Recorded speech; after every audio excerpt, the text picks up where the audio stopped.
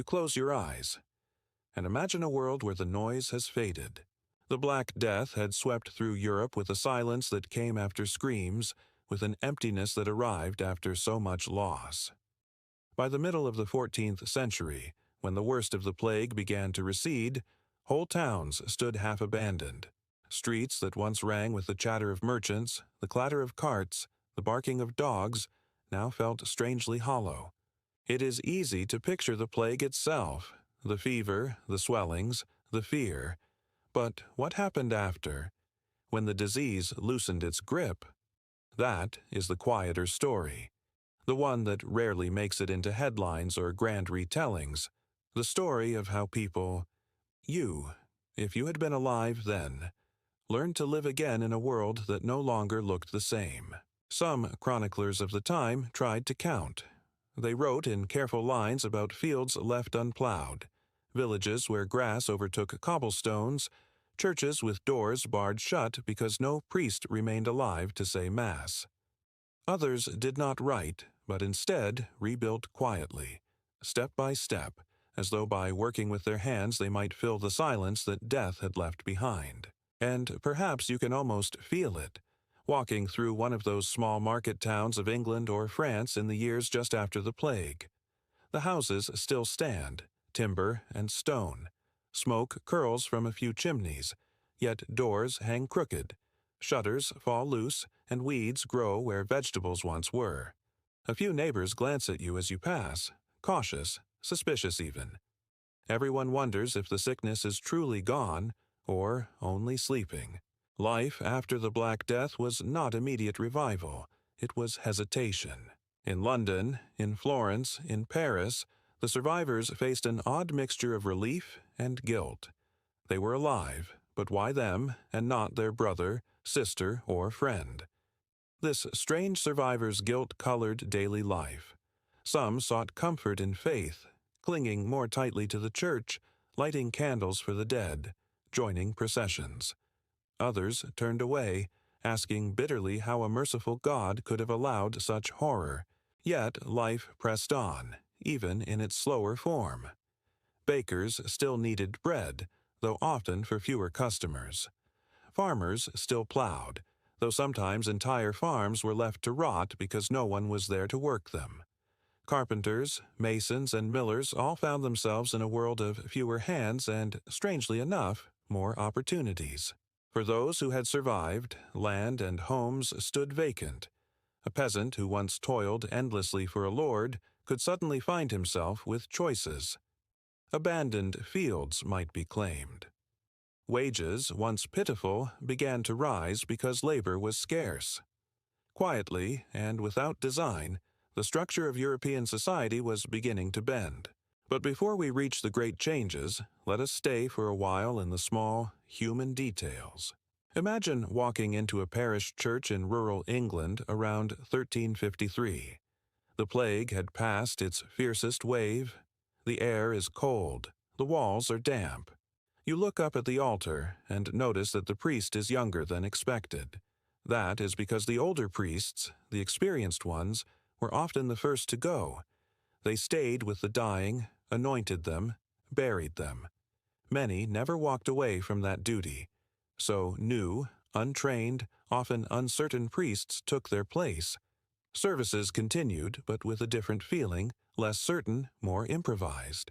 And in the churchyard, the ground itself tells its story. Mounds of earth, hasty burials, graves without markers. Some families, if they could afford it, returned later to place a stone, a carving, a cross. Many never did. Entire lineages simply ended in those years, leaving behind only whispers. The streets themselves changed. In Florence, the great Italian city of merchants and bankers, there were complaints that the quality of goods had fallen. Why? Because skilled craftsmen had died. A fine shoemaker's shop might be inherited by a nephew with less talent. A goldsmith's careful touch might be replaced by hurried work. People noticed, yet they bought anyway, because life went on. In Paris, the university students returned slowly. Lectures began again, but professors were missing, and some books had vanished with them. In one account, a scholar noted that half the doctors are dead and half the survivors know little. Knowledge itself seemed in danger of thinning. In England, the courts of law continued, but with fewer judges. Many records from these years show delays in trials, postponed disputes, lands left in legal limbo. Even justice slowed. This is what survival looked like. Not dramatic revival. Just slower, thinner, quieter. And yet, beneath the quiet, something was stirring. Because when you thin a forest, new shoots grow. When a society loses nearly half its people, the survivors inherit a strange, unintended freedom.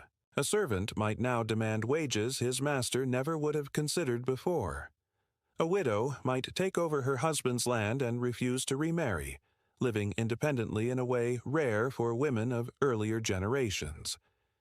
Children, who once would have been bound to apprenticeships without pay, now found masters offering real incentives just to have an extra set of hands.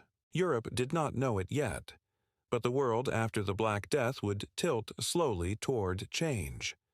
As you drift through this history, you might notice how it mirrors our own world.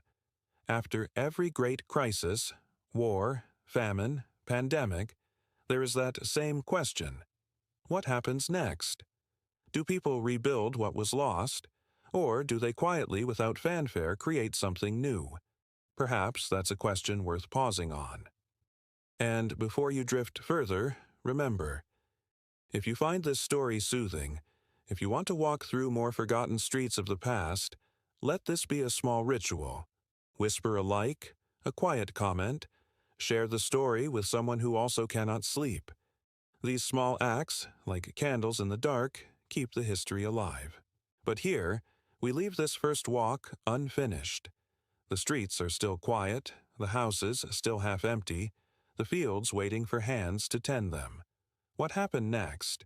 How society adjusted, how laws bent, how lives reshaped, is still ahead. Section 2. The Turning of the Wheel. Work, wages, and everyday survival. The plague had passed. The silence lingered. Yet slowly, steadily, the rhythm of life began to return, though it was not the same rhythm as before. If you imagine yourself in the late 1350s, perhaps walking along a muddy track that winds past a manor estate, the changes are subtle, but they are there. A peasant leans on his plow, squinting into the pale morning light. His oxen are fewer. The field behind him is partly uncultivated.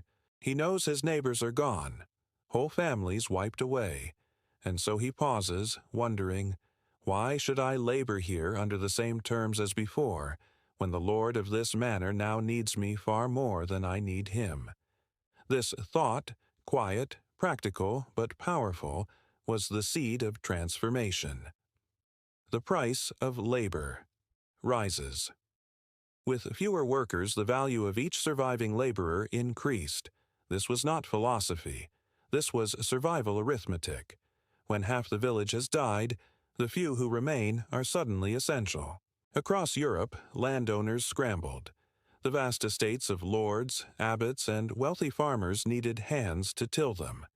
Without labor, crops rotted, harvests failed, rents went unpaid, and so they raised wages, first reluctantly, then desperately.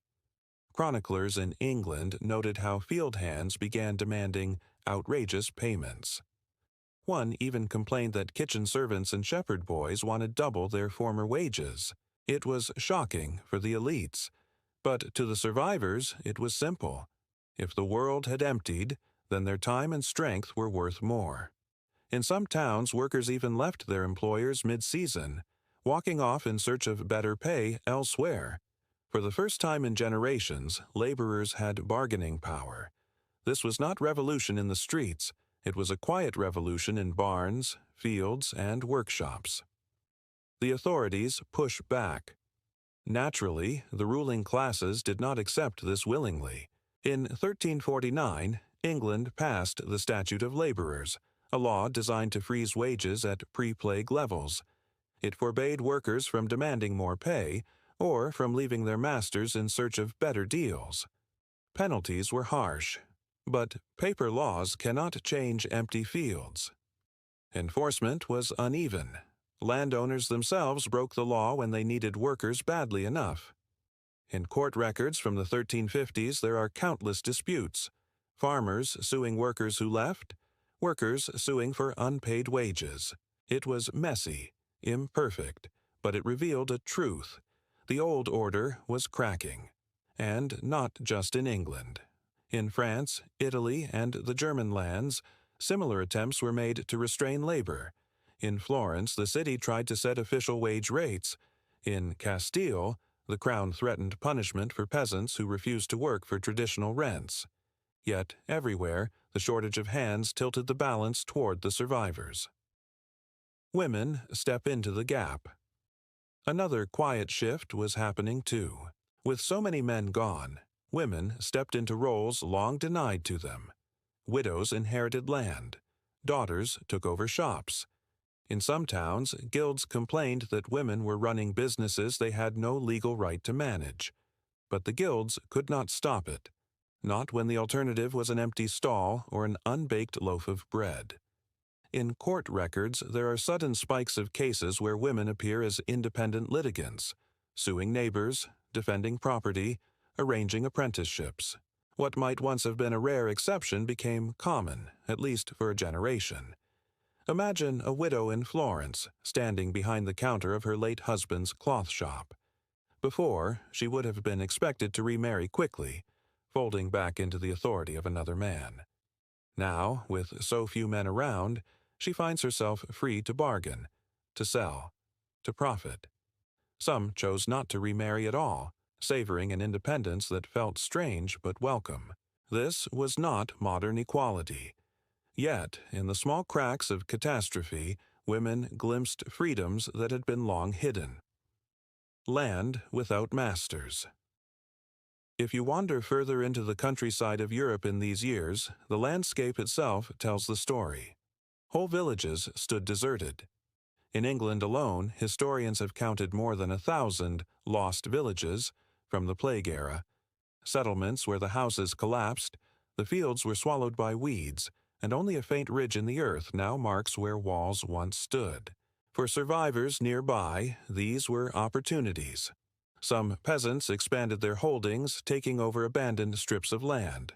Others moved into empty houses. In some regions, lords even offered lower rents, simply to have someone occupy the property. The old feudal system, which had bound peasants tightly to their lords, began to loosen. Not everywhere, not instantly, but steadily. For the first time, many peasants could negotiate, or even walk away.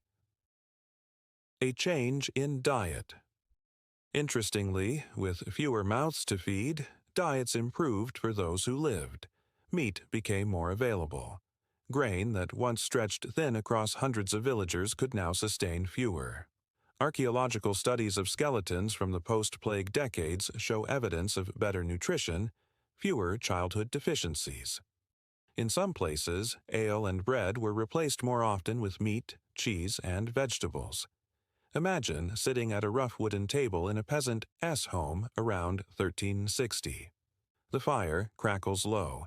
A pot simmers with pork, cabbage, and onions. It is a richer meal than the same family might have known in 1330.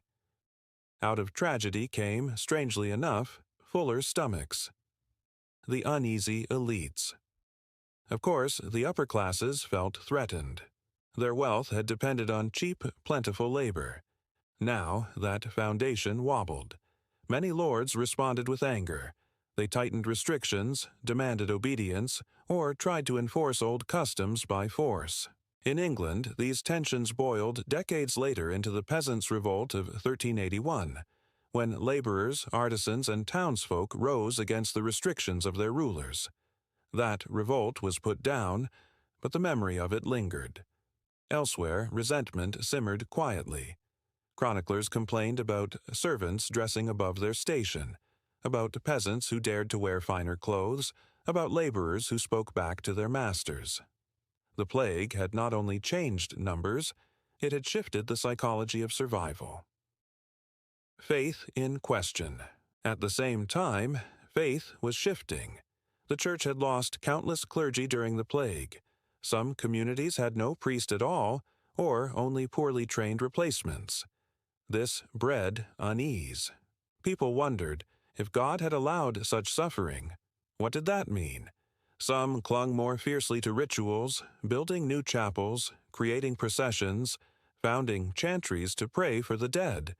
Others turned to mysticism, visions, or small heretical movements that questioned the church's power. In the quiet of night, a survivor might kneel at their bedside, whispering prayers, but perhaps with less confidence than before. The certainty of the old world had been shaken. The emotional landscape beyond economics and faith, there was simply the emotional weight. Imagine living in a small town where half your neighbors are gone. Every street carries memories. Every house has an empty chair. Children grow up without parents. Old men find themselves the last of their line. Grief became woven into daily life, but so too did resilience. Survivors married quickly, children were born, families stitched themselves together again. Life resumed, not because people forgot, but because they had no other choice. And in that persistence, there is a quiet, enduring human strength. A question ahead. So the years after the Black Death were not simply recovery. They were a reshaping of labor, land, family, and belief. It was not fast, nor always visible, but it was steady.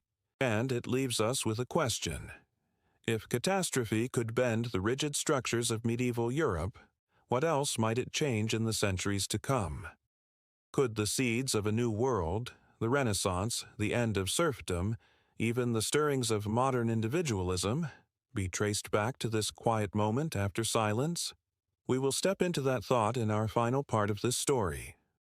Story 2. The Empty Fields, Agriculture and Famine in a New Europe section.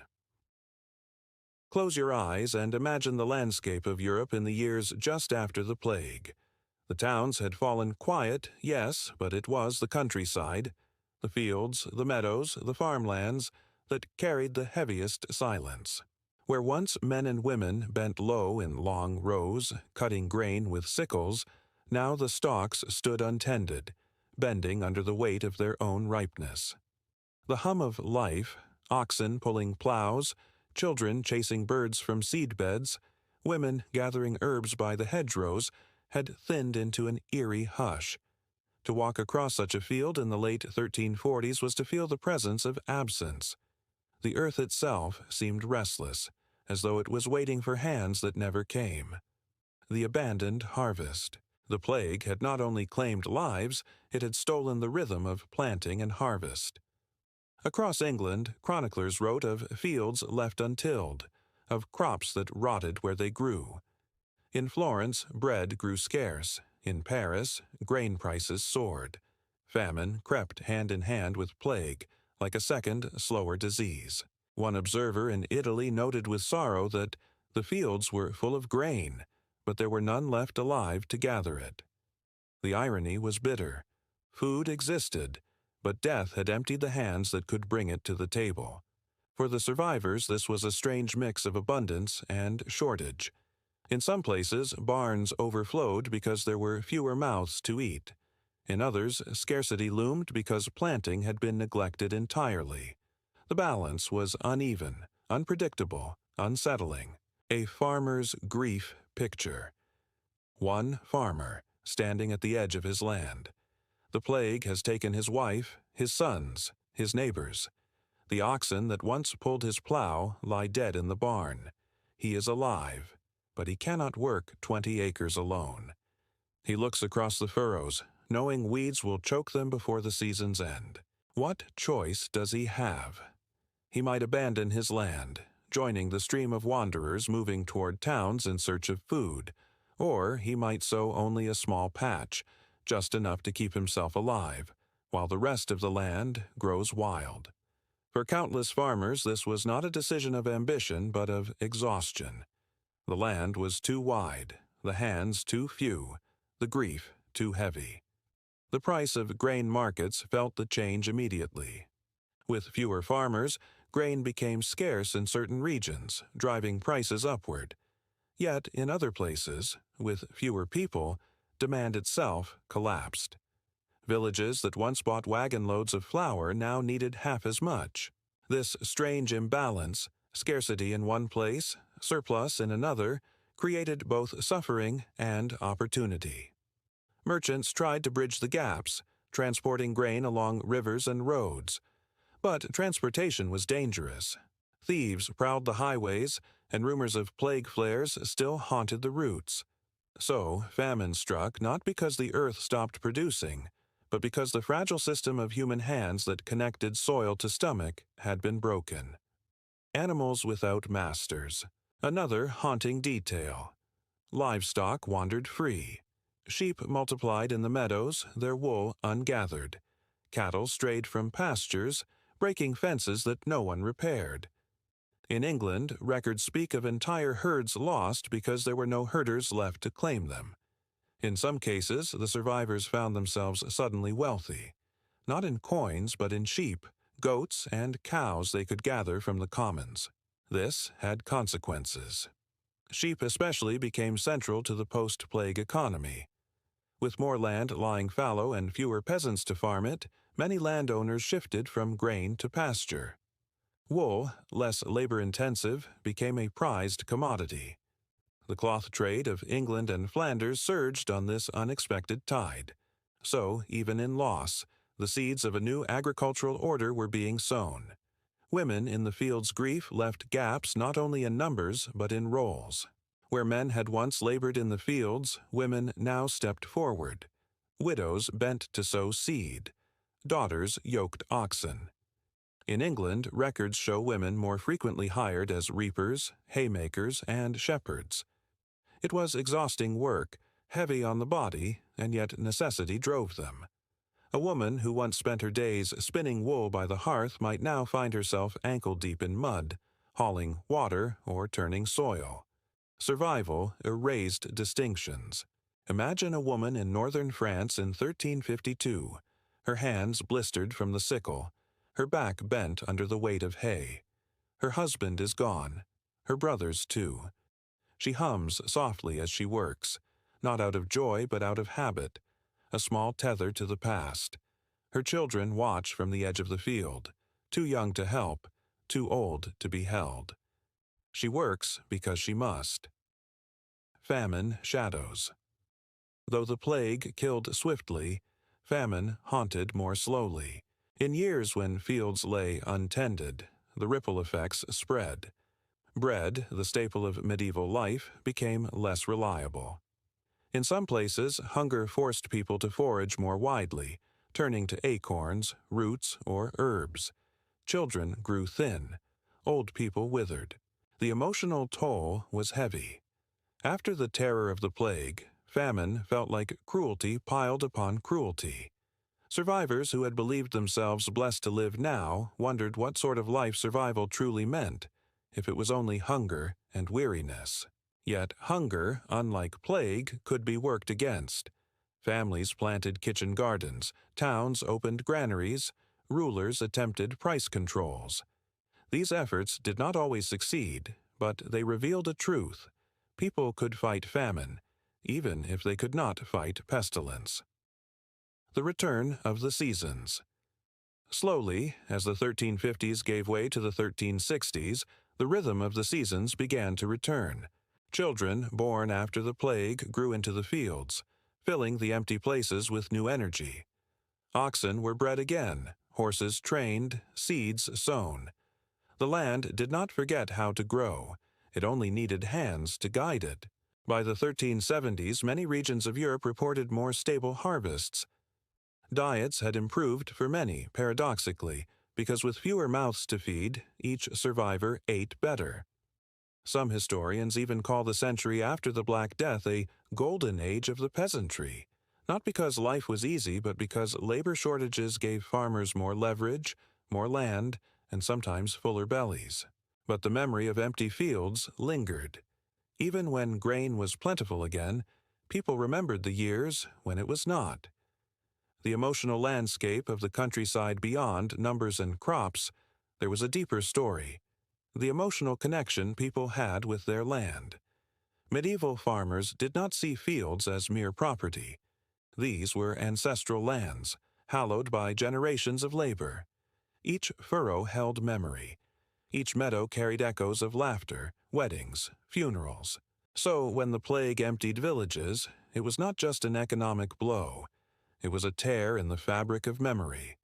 Survivors walking through those abandoned fields must have felt both grief and awe, as if they were walking on ground that remembered too much.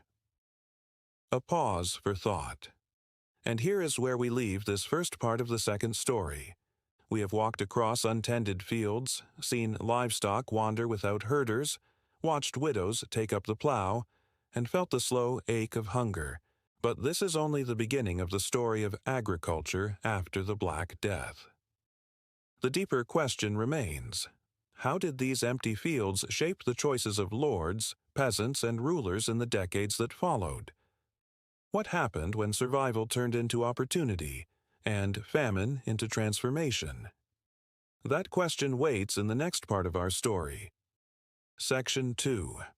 When hunger begins to ease, something else takes its place: the questions of power, land, and control.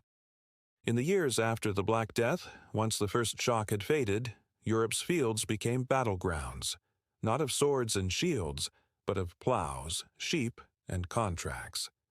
The old order of agriculture, so seemingly eternal, was bending under the weight of loss and necessity. Lords in desperation. Imagine a great lord in England in the late 1350s, seated in the hall of his manor. His fields stretch for miles, yet his table feels strangely bare. Where once he could summon dozens of tenants, now only a handful arrive at his call. He grows restless. His wealth depends on these fields, but the peasants, sensing his desperation, now demand higher wages, lighter rents, or freedom altogether. Some vanish in the night, moving to towns or to other manors with better terms. The old obedience is slipping through his fingers like sand. This was the reality for countless landowners. With death had come scarcity, and with scarcity came bargaining power for those once considered powerless. Peasants. Quiet power. The survivors in the villages began to realize their leverage. A man who once toiled without question now asked, "Why should I work this land for pennies, when I can earn twice as much elsewhere?" A woman who inherited her husband's small strip of land might insist on fairer contracts, knowing the lord could not afford to lose her labor. In court records from the decades after the plague, disputes over wages, rents, and contracts rise sharply. These were not dramatic revolutions in the streets, but quiet negotiations in barns, kitchens, and fields. The balance of rural society was tilting. Sheep over wheat. Out of this tension came a shift in agriculture itself. Grain farming required labor, many hands to plow, sow, weed, and harvest. Sheep, by contrast, required far fewer. And sheep brought more than food. Their wool was a valuable commodity, especially in England and Flanders. So many landlords, faced with fields they could not keep cultivated, turned to pasture. They enclosed lands that had once been shared by villagers, erecting fences and walls. They let the sheep graze where wheat had once grown. This choice was practical, but it was also disruptive.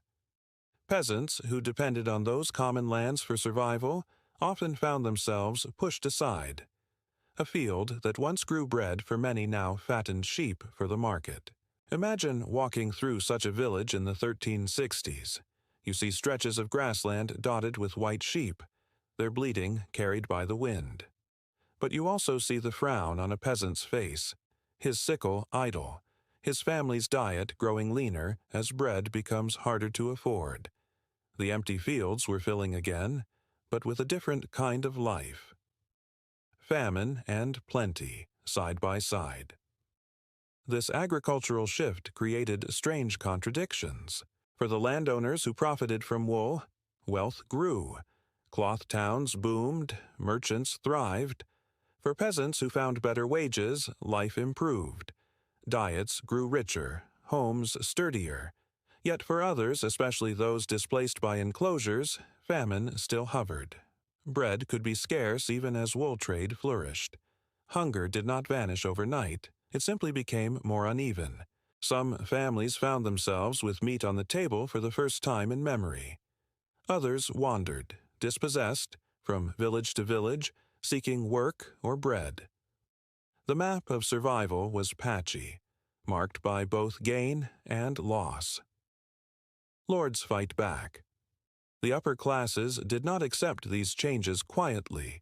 In England, the Statute of Labourers of 1349 had attempted to freeze wages, but enforcement faltered. By the 1370s, frustrations among lords were boiling. Chroniclers fumed about peasants who no longer know their place. In France, landowners attempted similar measures, demanding fixed rents and obedience.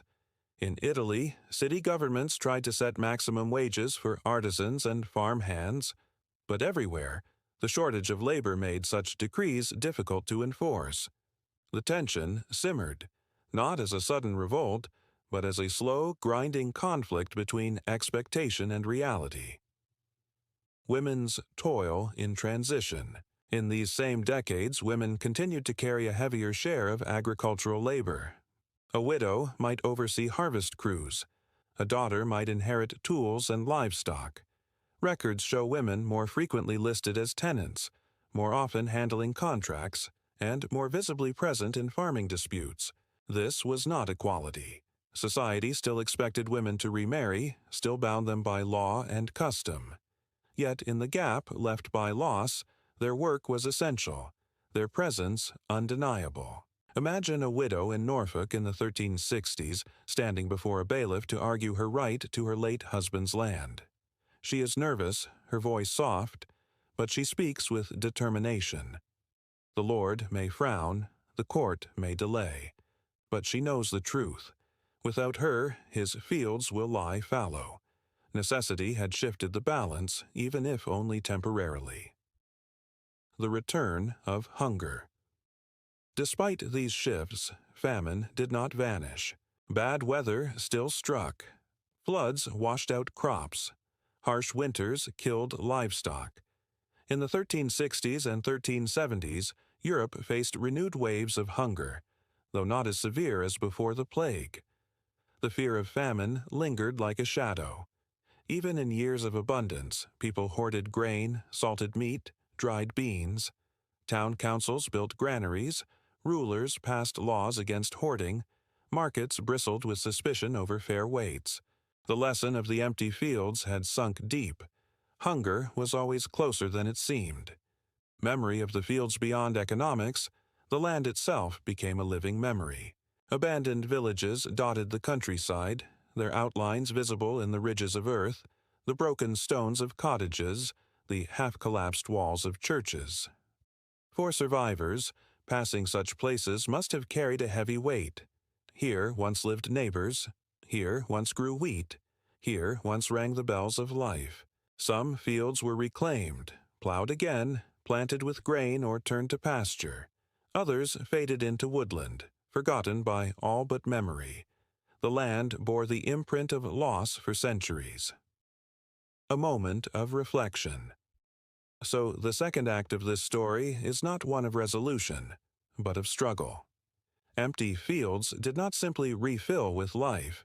They became arenas of conflict, negotiation, and change. Land shifted from wheat to sheep. Peasants tested new freedoms. Lords fought to restrain them. Women carried burdens that reshaped their roles. Hunger returned in waves, even as wealth grew unevenly. It leaves us with a lingering thought. When fields are emptied and then filled again in new ways, does society truly recover? Or does it become something altogether different? That question carries us forward, into the third and final section of this story, where we will explore the long-term agricultural legacy of the plague, the rise of sheep economies, the slow death of feudalism, and how food itself shaped the future of Europe. Section 3. Harvests of Change. Agriculture's Long Shadow. The years rolled onward, and the plague itself slowly loosened its grip. Yet the land, quiet, scarred, transformed, continued to speak of what had happened. The empty fields were no longer so empty, but what grew there was not the same as before. What followed was not a return to the old world, but the birth of a new one. From famine to balance. By the early 15th century, many regions of Europe were beginning to find a new equilibrium. The cycle of famine had not disappeared, but it had softened. With fewer mouths to feed, food supplies stretched further. Wages for laborers were higher, diets improved for many, and for the first time in centuries, ordinary people could sometimes taste a little comfort.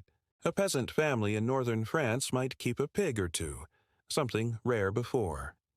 In England, more bread was baked with wheat rather than oats or rye, the finer grain reflecting an increase in quality of life. In Italy, vineyards spread again, producing wines enjoyed not only by nobles but also by prosperous townsfolk. Yet this balance was fragile. A poor harvest could still bring hunger, but famine was no longer the universal terror it had once been. Feudalism's slow decline. One of the most enduring legacies of these empty fields was the slow unraveling of the feudal system. Before the plague, peasants were tightly bound, tied to their lords by obligation, rent, and tradition.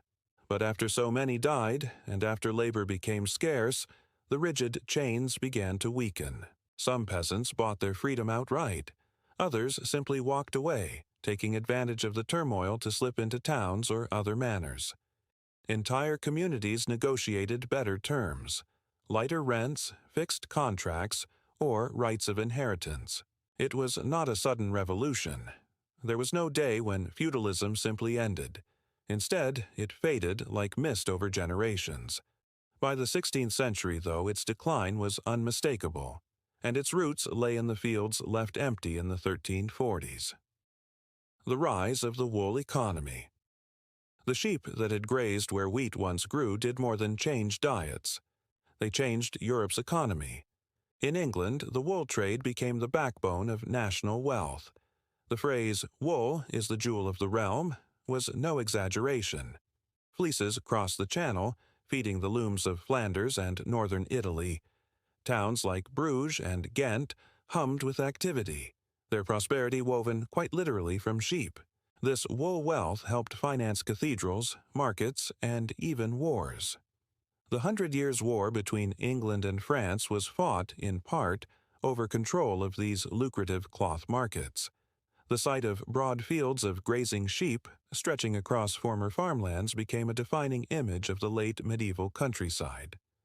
The bleating of flocks was the sound of a new economic order.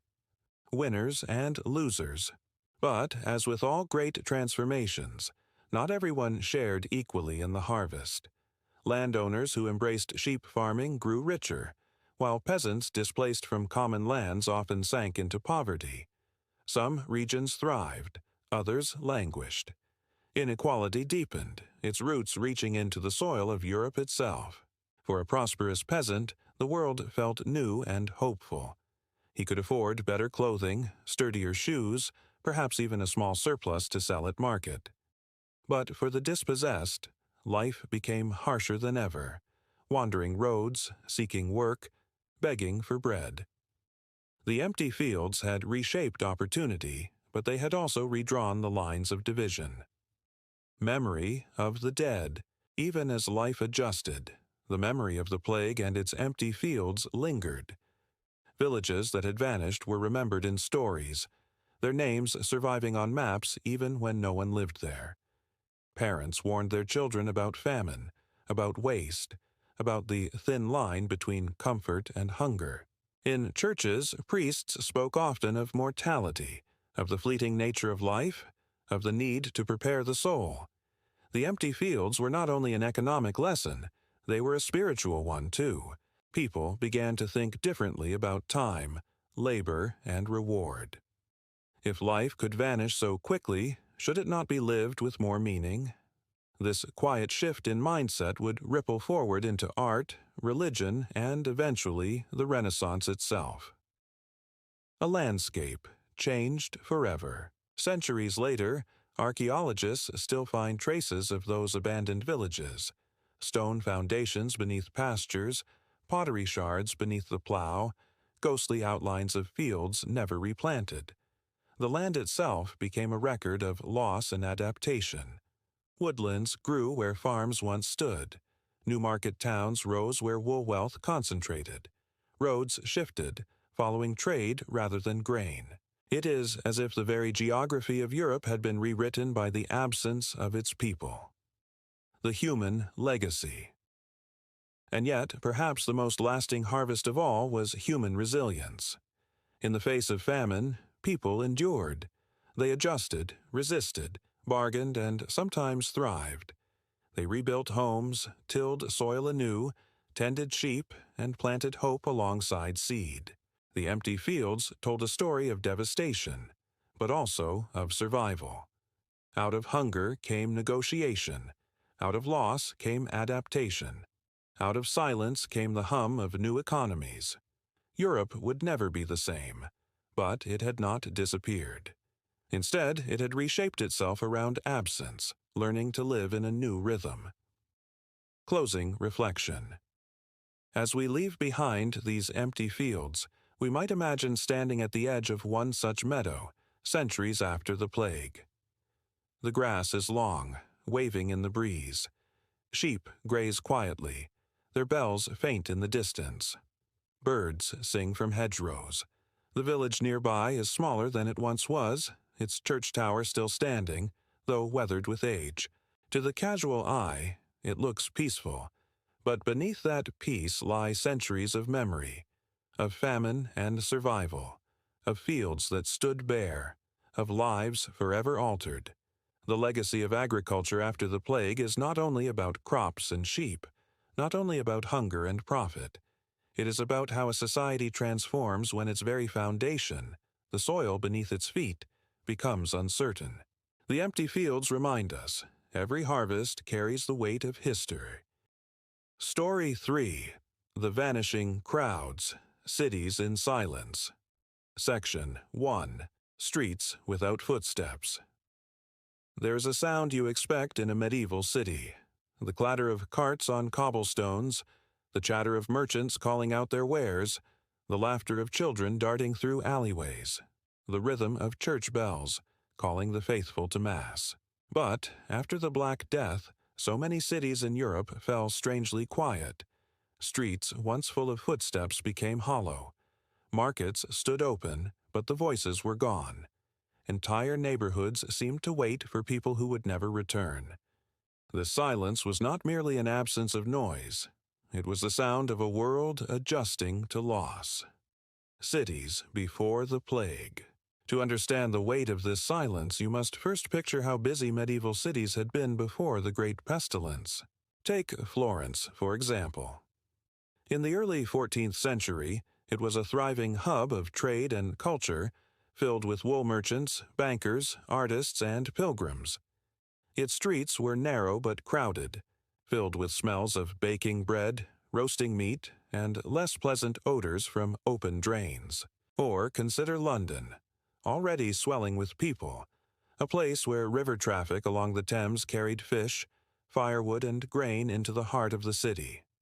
The air was thick with voices from every class, apprentices shouting to one another, beggars crying for alms, noblemen's servants clattering in the wake of their masters.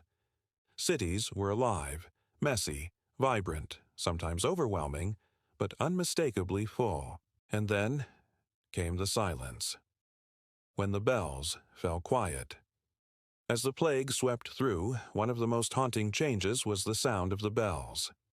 At first, they rang constantly, marking funerals one after another, echoing grief across stone walls, but soon even the bell ringers were gone, and silence replaced the tolling. A church tower without bells felt like a body without a heartbeat. In Avignon, where the papacy resided at the time, the death toll was so high that the ringing became unbearable.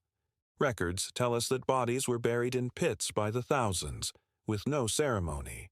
The bells, once meant to console, now only deepened the despair. Imagine walking through such a city. A faint wind pushes dust across the square. A shutter bangs loosely against a wall, but there are no footsteps, no voices. The silence was overwhelming. Abandoned houses, deserted markets. With so many people gone, entire sections of cities emptied out. Houses stood locked, their owners dead or fled. Shops closed with goods still on the shelves, dust settling where customers once haggled.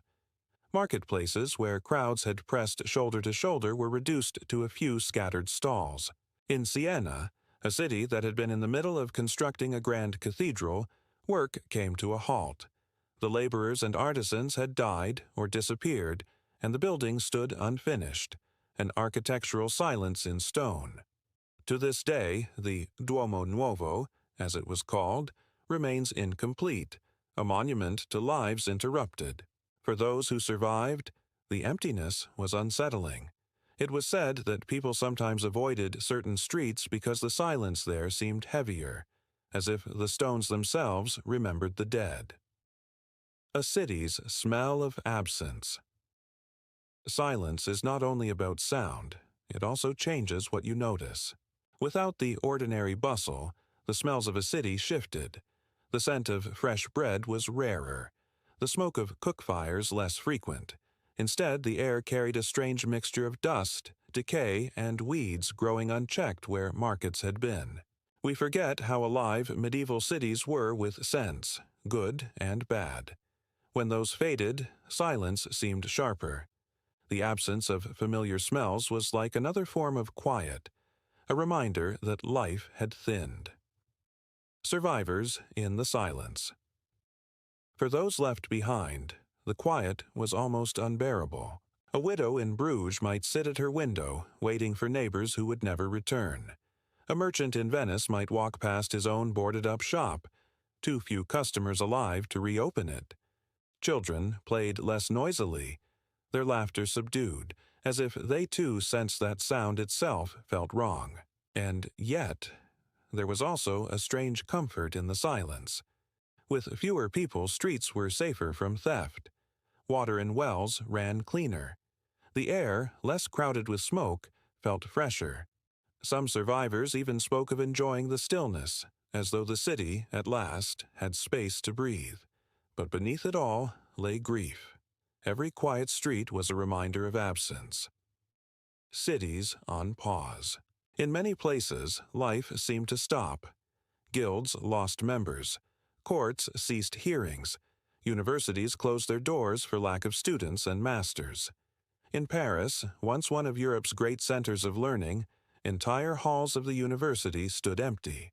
This pause in civic life was disorienting.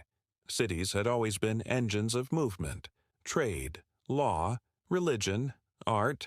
To see them stilled was to see their very identity shaken.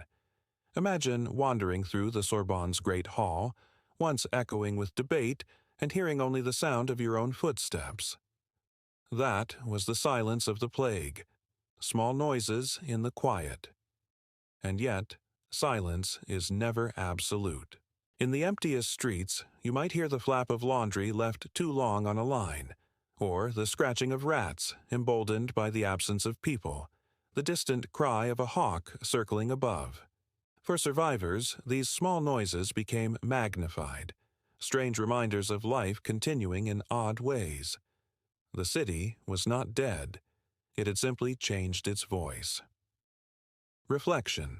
When you imagine these vanishing crowds and silent cities, you might feel the weight of the quiet pressing in. And, as you do, pause for a moment. Notice how even now, silence can feel louder than noise.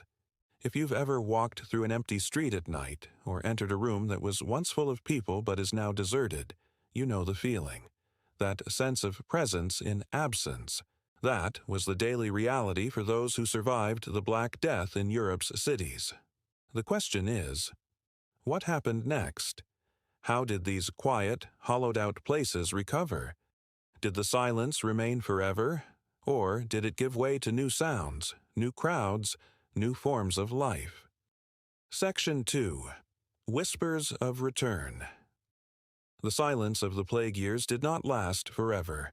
Even in the darkest of nights, some ember of life remains. And slowly, hesitantly, the cities of Europe began to awaken. At first, it was not with noise, but with whispers, small signs that survival was possible and that the streets could once again belong to the living.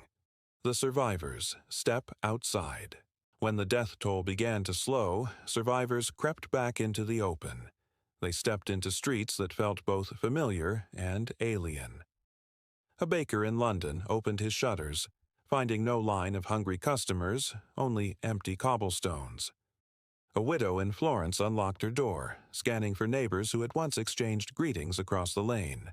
There was fear in the air still, fear of disease, of spirits, of another wave of death. But silence itself pushed people outward. Humans are not made for endless solitude. The need to see another face, to hear another voice, slowly drew them back into the open. The first markets. The heartbeat of a city has always been its market, and so one of the earliest signs of return was the faint stir of trade.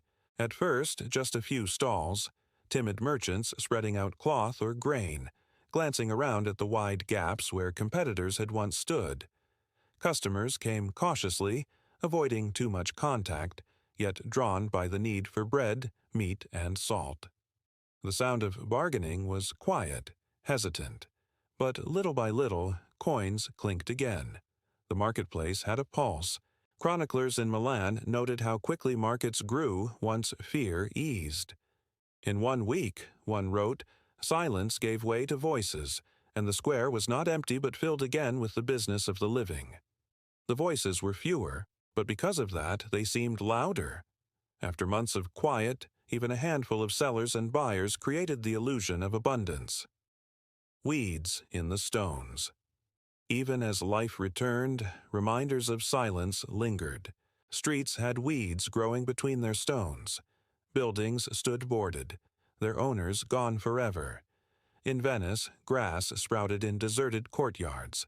Travelers wrote of towns half alive, half ghost. But to the survivors, these signs became background, part of a new reality. A man might step over weeds on his way to collect water. A child might play ball in a courtyard that once echoed with the chatter of dozens. The silence had not vanished. It had become part of the city's rhythm. Builders and carpenters return. Another sign of revival was the sound of tools. Hammer against wood, stone against stone. At first, it was repairing what had decayed. Roofs sagging from neglect, doors broken by looters, walls cracked from disuse. Then, more boldly, it became building anew. In Florence, artisans slowly returned to their workshops. In Paris, bridges that had fallen into disrepair were fixed, allowing traffic across the Seine to resume. In Siena, where the grand cathedral lay unfinished, work resumed, not on expansion, but on stabilization. The city realized its ambitions had shrunk, yet survival demanded rebuilding what still stood. The silence of the plague years gave way to the measured rhythm of construction. New voices in old streets. As cities revived, they were never quite the same. The faces were different. Where once a street might have been dominated by one great family, now new names appeared, survivors who inherited homes and shops. Servants became masters. Apprentices took over workshops. Widows claimed businesses once managed by husbands. And with new faces came new voices. In Bruges, it was noted that certain neighborhoods once controlled by wealthy merchants were suddenly filled with widows renting out rooms to strangers. In London, surviving laborers demanded higher wages, and their voices grew louder in taverns and guild halls. Silence had humbled cities, but it had also created space for change. A strange abundance. For some, survival meant opportunity. With fewer mouths to feed, food became cheaper. Abandoned houses could be claimed by anyone bold enough. Orphaned children sometimes found themselves inheritors of surprising wealth. In one chronicle from England, a young shepherd boy survived when his entire village perished. With no heirs to claim nearby lands, he suddenly became a landholder. His life changed overnight, from tending sheep to managing estates. The silence had not only destroyed, it had shifted the balance of society. And this shift echoed in the cities. Markets slowly grew louder, not just with trade, but with ambition. Survivors who once would never have had a voice now had the means to shape the city's soundscape. Churches without crowds. Yet even as life returned, some silences lingered in sacred spaces. Churches reopened, but their pews were half empty. Choirs sang with fewer voices. The grand processions of saints' days looked thin, their banners carried by handfuls instead of throngs. Still, people gathered. Bells rang again, though not as constantly as during the plague. The rhythm of worship, though altered, helped stitch together the torn fabric of civic life. One traveler in Cologne remarked, "The sound of the choir is weaker yet sweeter, for it is made by those who have endured." The silence had scarred the church, but faith itself had survived. Children in the streets again. Perhaps the most hopeful sound of all was the laughter of children. In the years immediately after the plague, births had slowed. Too much grief, too much fear. But within a decade, children once again filled the streets. Their games, their shouts, their quarrels restored some of the city's lost vitality. To parents, these voices were proof that life was not over. Every cry of a newborn was a defiance against silence. In towns across Europe, the sight of children running through squares was taken as the clearest sign that the city had survived. Memory and silence. And yet, silence never truly left. Survivors carried it within them. A merchant might stand in a newly busy market and remember the days when no one stood beside him. A woman might hear the laughter of children and recall the hushed quiet of her own empty home. Cities revived, yes, but they were not the same. Their noise was layered, part present sound, part remembered silence, and that memory shaped them. For generations, the plague was spoken of not just as a time of death, but as a time when the very soul of the city seemed to vanish. Reflection. So, when we picture Europe's cities in the years after the Black Death, we should imagine them not as instantly reborn, but as slowly recovering, carrying silence with them like a shadow. Noise returned, hammers, markets, bells, laughter, but behind every sound lay memory. And perhaps, even today, when you walk through an old European city and find a quiet side street, you are brushing against that history. A trace of the silence that once defined an entire age. Story 4. The Fading Lords, Castles, Courts, and the Decline of Power. Section 1. Cracks in the Stone. The castle once stood as the symbol of permanence. Thick walls, high towers, and iron gates proclaimed that here was power that would last forever. A lord within his keep seemed untouchable, and those who looked up from the fields below often felt the weight of that stone pressing on their lives. But permanence is a fragile thing, and just as silence spread through the cities, the lords too began to fade. Their power, once so absolute, began to fracture, not all at once, not with a single shattering blow, but slowly, like hairline cracks spreading across a block of stone. This is the story of that fading. The weight of the castle. For centuries, the castle had been more than a home. It was a fortress, a courthouse, a treasury, and a prison. Its towers watched the landscape, its walls loomed over villages, and its gates controlled who passed and who did not. To peasants, the castle was immovable. They worked the lord's fields, paid his taxes, and knew that his men-at-arms could arrive at any moment to enforce his will. But beneath the surface, the strength of stone was always an illusion. A castle was only as strong as the people who supported it, the soldiers who manned the walls, the craftsmen who repaired the masonry, the farmers who filled its granaries with food. When plague and famine reduced those numbers, even the thickest wall could feel thin. And when fewer people looked up to the towers with fear or respect, the castle's shadow grew shorter. Lords without crowds. A lord's power depended not only on walls, but on presence. The bustling courts, the endless stream of petitioners, the loyal retainers filling the great hall, all these were as much a display of authority as the stones themselves. But after the great waves of plague, halls stood empty. Chroniclers describe gatherings where only a handful of retainers sat scattered across long wooden benches. Banquets were smaller, not by choice, but because there were fewer mouths to feed. Whole families of knights had disappeared, leaving only widows, orphans, or empty titles. A silence crept even into the courts of the mighty.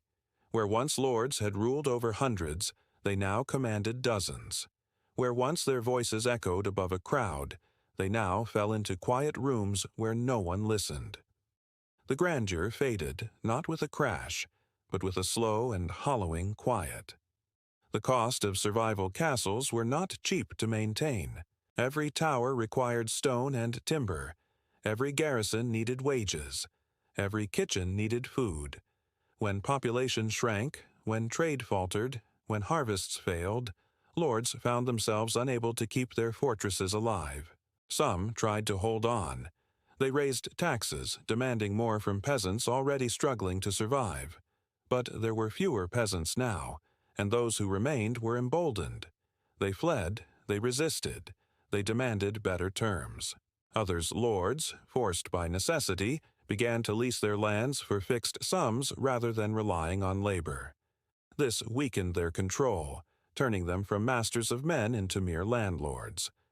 The ancient bonds of feudal loyalty unraveled into something far more transactional. The castle that had once represented command began to look more like a burden, an old, cold monument too expensive to heat, too heavy to abandon. The Wandering Lord.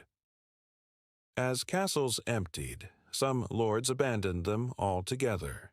They moved to towns, seeking wealth not in grain and fealty but in coin. They built manor houses closer to bustling trade routes or even within city walls. Stone fortresses gave way to more comfortable dwellings, places with glass windows, with tapestries for warmth, with chambers designed not for defense but for display. This shift marked more than a change of address. It was the slow death of a way of life.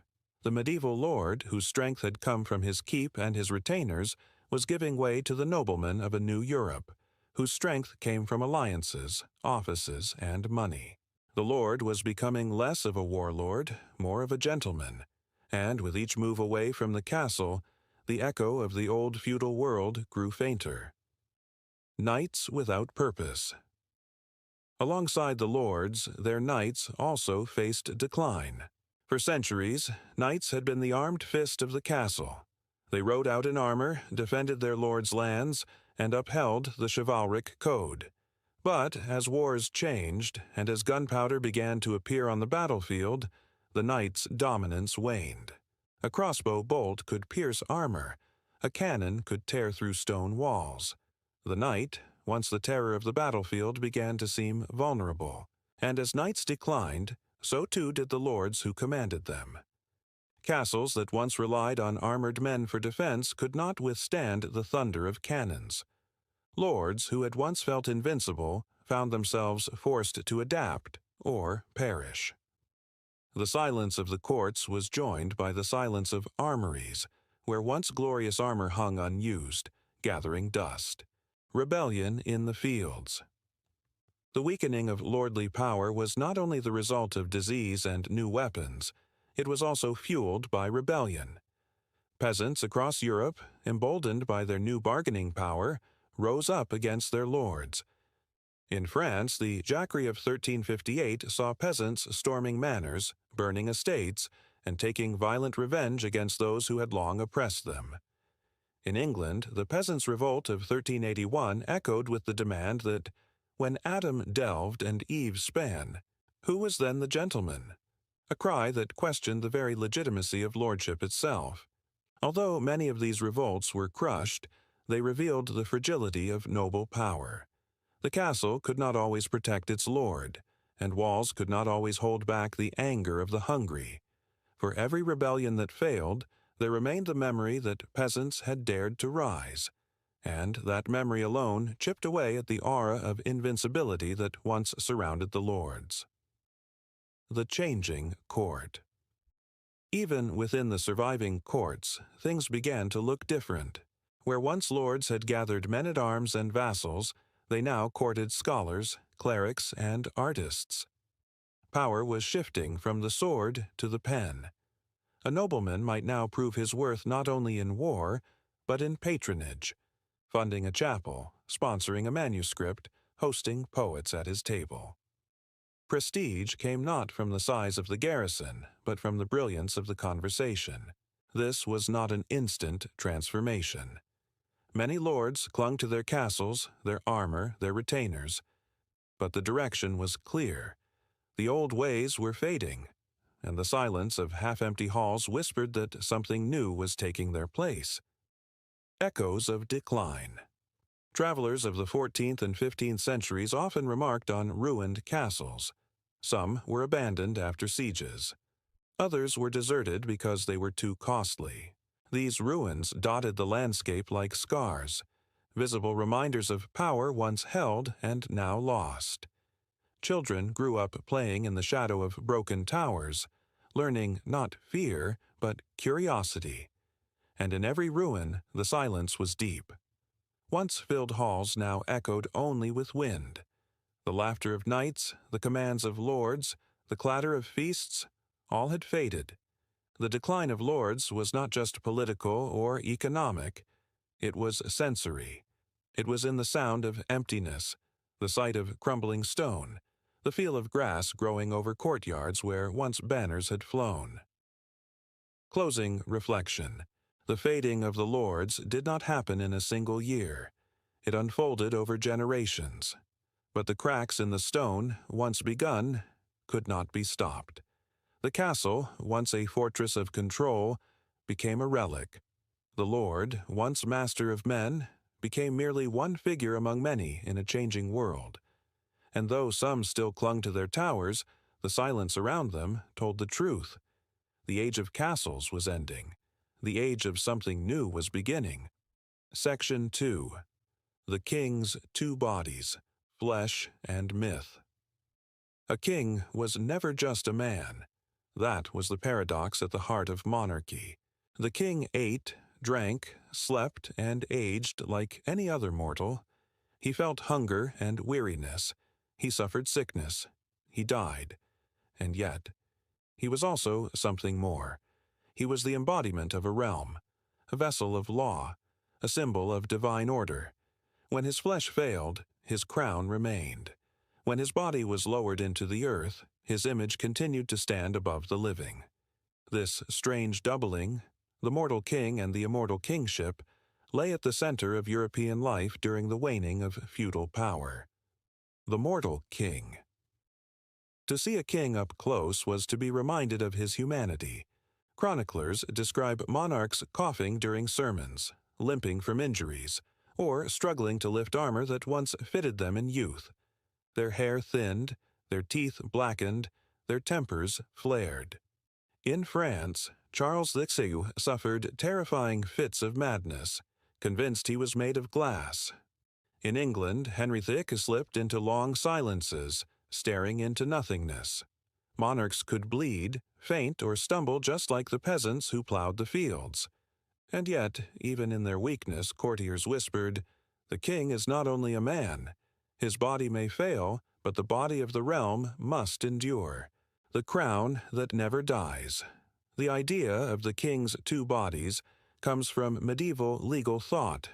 The body natural, which is frail, human, subject to decay. The body politic, which is eternal, unbroken, and beyond death. A king could fall ill, but the kingdom remained healthy. A king could perish, but the crown lived on. This distinction mattered deeply in an age when mortality pressed in on every side. When plague swept through Europe, no one, peasant, knight, or lord was safe. Even monarchs fell victim to it. But the fiction of permanence allowed kingdoms to survive the death of rulers. Le roi est mort. Vive le roi. The king is dead. Long live the king. The announcement was not a contradiction. It was a bridge. One body dies, another immediately rises. There could never be a gap, never a moment when kingship itself vanished. Rituals of immortality. To maintain this illusion, rituals became essential. The coronation was not merely a political act, it was a sacred transformation. Oil touched the forehead, music filled the cathedral, and in that moment, the mortal man became a vessel for something larger. His weaknesses were veiled beneath divine sanction. Even death was ritualized. Funerals of kings were not simple burials, but grand processions. Effigies, carved of wood or wax, sometimes rode atop the coffin, dressed in royal robes, as though the king himself still sat upright, alive, and gazing down upon his people. The message was clear: flesh may rot, but kingship does not. Kings in decline. Still, the tension between flesh and myth often showed itself in painful ways. When a monarch was too ill to rule, the fiction strained. Regents stepped in, factions quarreled, and the court whispered about omens. Was the king still king if his body could not act? In France, the madness of Charles VI left the realm vulnerable to English invasion. His crown still symbolized France, but his body faltered so completely that the kingdom nearly split apart. In England, the weakness of Henry VI deepened the Wars of the Roses. Rival families claimed that if the king could not function, then perhaps the crown itself could shift to a stronger head. The king's body politic was supposed to be eternal, but when the body natural collapsed, it pulled at the very threads of the realm. Images and memory. To preserve their immortality, kings invested heavily in imagery. Coins bore their faces. Statues stood in public squares. Chronicles praised their reigns, sometimes beyond truth. The written word, the painted portrait, the carved likeness, all of these outlived the fragile flesh. Even in decline, kings sought to control how they would be remembered. Edward III of England, aging and weak, commissioned monuments that displayed him as a mighty warrior, not the frail man he had become. Memory became another form of immortality. The king's natural body would be gone, but the crafted image, the myth, would endure. The people's king. Yet the myth was never uncontested. Peasants, townsfolk, and even nobles sometimes pushed back against the idea of an untouchable monarch. During times of suffering, when hunger stalked the land and taxes rose, the king's mortal flaws seemed impossible to ignore. In the Peasants' Revolt of 1381, rebels demanded to speak with the boy king Richard II directly, believing perhaps that his innocence could save them from corruption. They trusted the idea of the good king against the bad lords around him. Yet, when Richard betrayed them, the illusion cracked. The king could be seen as divine protector, or as failed man. Both bodies were real, and both were fragile in different ways. Kingship and the Church. The Church played a crucial role in sustaining the myth of the immortal crown. By anointing kings, bishops bound monarchs to sacred duty. By preaching obedience, priests reinforced loyalty. Kings were seen as chosen by God, standing as shepherds of earthly flocks. But this, too, weakened in time. When popes quarreled with monarchs, when priests condemned tyranny, when reformers preached that all men were equal before God, the mystique of kingship dimmed. If the king was sacred, how could he err? And if he erred, was he still sacred? These questions haunted courts and councils as feudal Europe slowly transformed. The quiet of the throne. Silence was not only in castles and manors, but also in palaces. As lords diminished, kings found themselves sitting on thrones that were both elevated and precarious. They no longer commanded unquestioned loyalty from knights and vassals. They relied more on coin, on bureaucrats, on shifting alliances. The grandeur of the crown was still visible in ceremony, but behind the glitter, fragility grew. A throne could be gilded, yet lonely. A crown could shine, yet feel unbearably heavy. In the quiet moments, behind curtains in bedchambers at sickbeds, the mortal body of the king could not be denied, and yet outside the bells rang, proclaiming his immortal kingship. Closing reflection. The story of kings in this fading world is the story of contradiction. They were both flesh and symbol, both weak and eternal, both men and myths. As castles emptied and lords declined, kings tried to hold together the threads of order by embodying something larger than themselves. Sometimes they succeeded, sometimes they faltered, but always the double truth remained. The king is mortal, the crown is not. Story 5. The Wandering Faith. Pilgrims, Priests, and the Silent Churches. Section 1. Echoes in the Empty Nave. Faith, like a flame, flickers in the wind. It can gutter and nearly vanish, yet it can also burn brighter than before, defiant against the storm. In the wake of the Black Death, across a Europe scarred and trembling, faith wavered in ways both profound and quiet. The plague had carried away not only farmers and lords, but priests, monks, and bishops. Entire monasteries were left hollow, cloisters silent but for the rustling of weeds growing where chants once rose. Villages lost their parish priests and found themselves with no one to ring the church bells or lead the sacraments. And yet the people still came. They entered the churches, now empty, echoing, smelling of damp stone and old incense, and knelt where no priest waited. They lit candles in silence. They whispered prayers to ceilings painted with fading saints.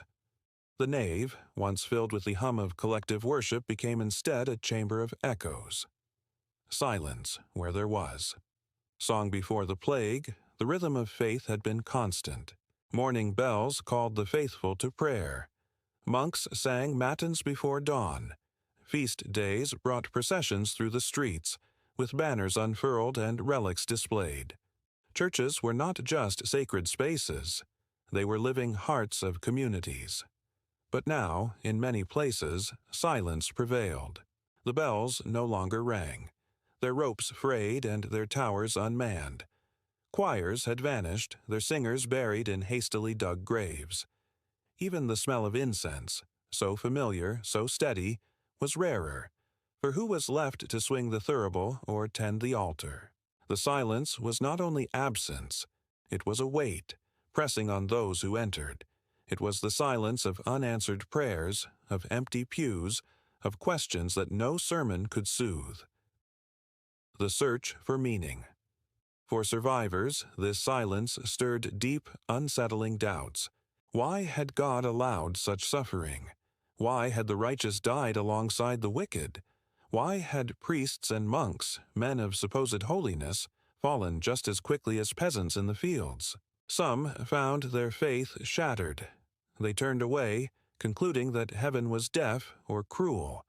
Others clung tighter than ever, believing the plague a punishment for sin, a trial that must be endured with even fiercer devotion.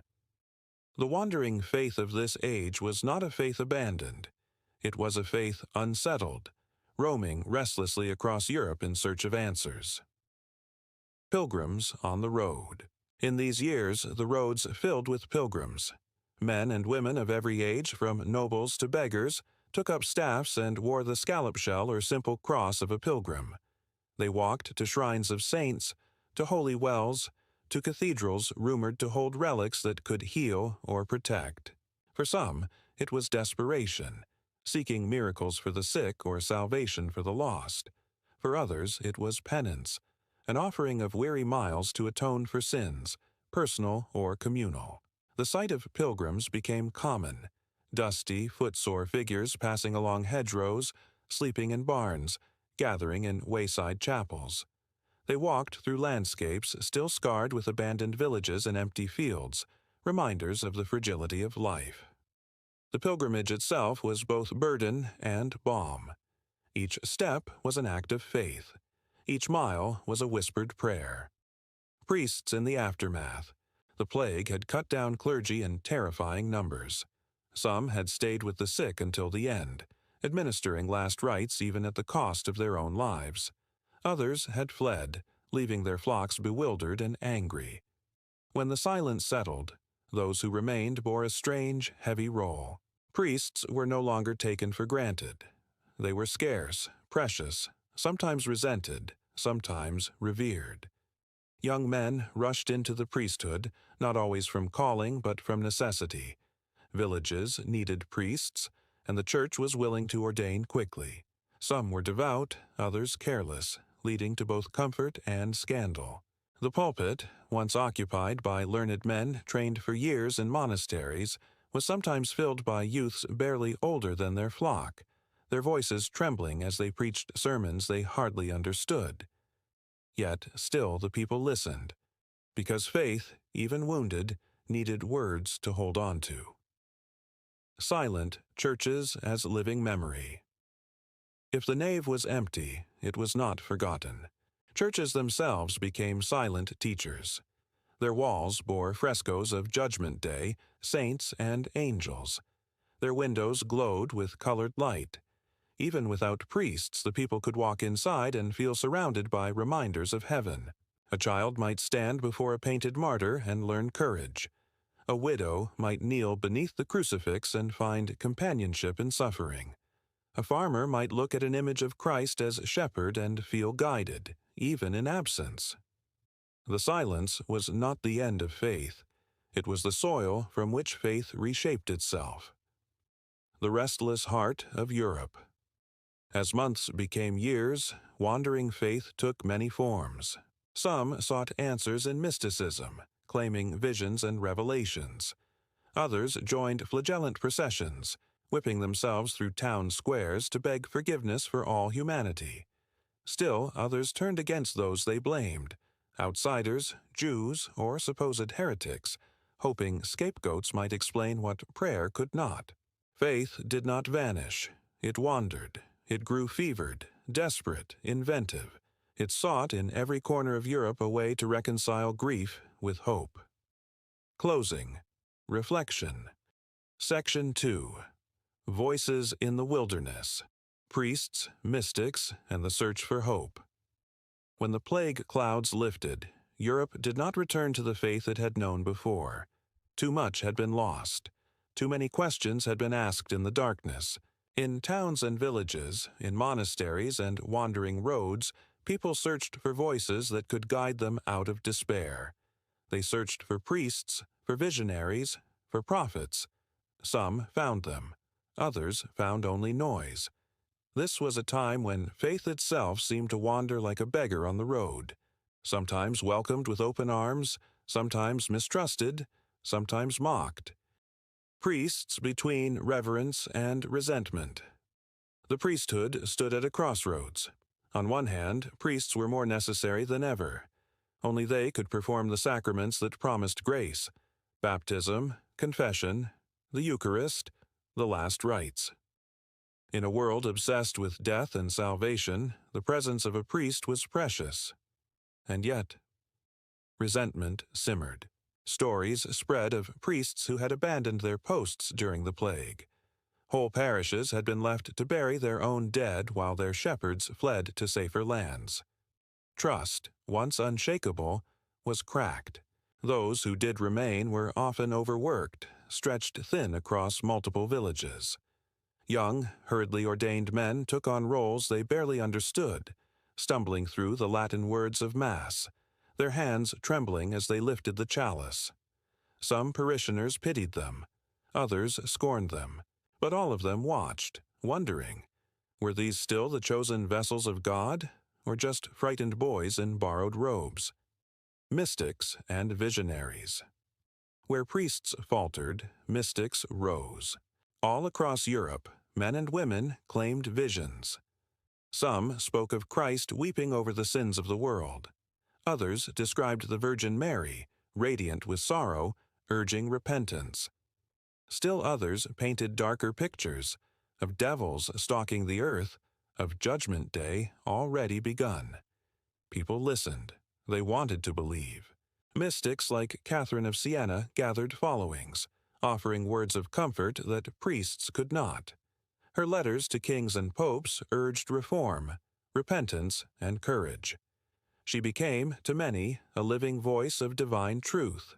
But for every true mystic, there were charlatans, wanderers who exploited fear for coin, preaching wild prophecies of apocalypse, selling relics that were nothing more than sheep bones, urging panicked crowds to acts of violence against supposed sinners. Faith was a marketplace of voices. Some were balm, others were poison. The flagellants. One of the strangest and most haunting movements of this age was the rise of the flagellants. Bands of men, sometimes hundreds strong, marched barefoot from town to town. Stripped to the waist, they beat themselves with whips tipped in iron until their backs were raw and bleeding.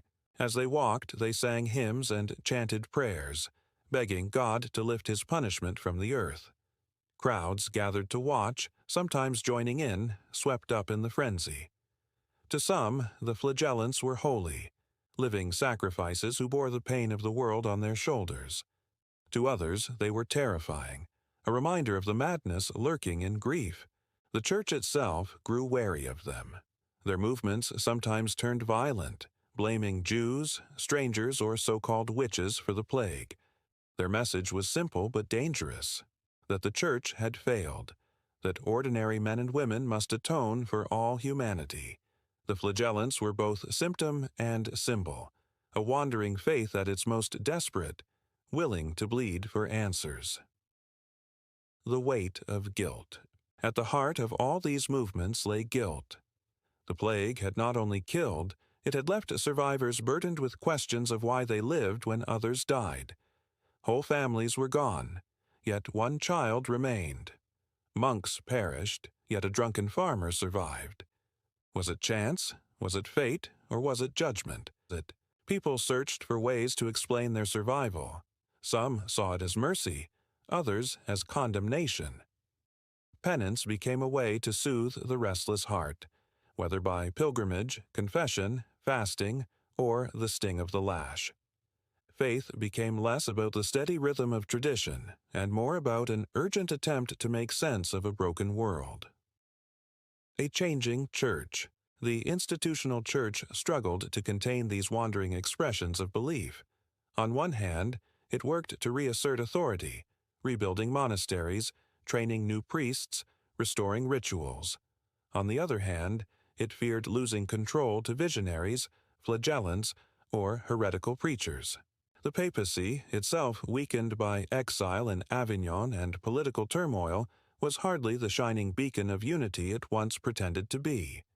Ordinary believers looked less to Rome and more to the voices near them: priests, mystics, wandering friars, neighbors with strange dreams. This decentralization of faith would leave lasting marks. Seeds of doubt, of independence, were planted.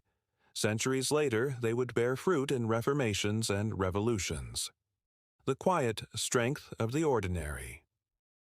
And yet, for every grand movement, there was also the quiet resilience of ordinary faith. A mother teaching her child to trace the sign of the cross before sleep, a farmer whispering a prayer before sowing seed in a still-scarred field, a widow lighting a single candle in a cold church, believing its flame reached heaven.